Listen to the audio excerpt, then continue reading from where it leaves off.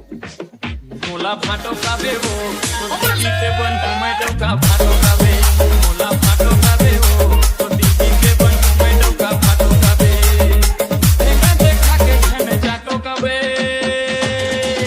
मोला फाटो का होगा मोर दीदी के बन बे घर वाला फाटो का मोला जीजा का होगा मोर दीदी के बन बे घर वाला जीजा का हूं एक छन मोर सारी है सारी कुंवारी है बहिनी मोर घर वाली है एक छन मोर सारी है सारी कुंवारी है बहिनी मोर घर वाली है एक छन मोर सारी है सारी कुंवारी है बहिनी मोर घर वाली है एक छन मोर सारी है सारी कुंवारी है बहिनी मोर घर वाली है तै फाटो का बे वो तो दीदी के बन मैं डोका फाटो का बे DJ Yogesh देखा देखा के छन जाटो का बे मोला फाटो का बे वो तो दीदी के बन मैं डोका फाटो का बे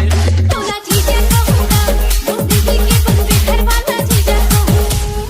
सारी सारी कह के मोला रिझाते जी अपन मायामा DJ Yogesh मोला रिझाते जी अपन मायामा मोला फसाते जी सारी सारी कह के मोला रिझाते जी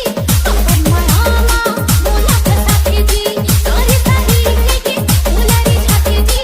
अपन मायामा मोला फसाते जी तै फाटो कइबे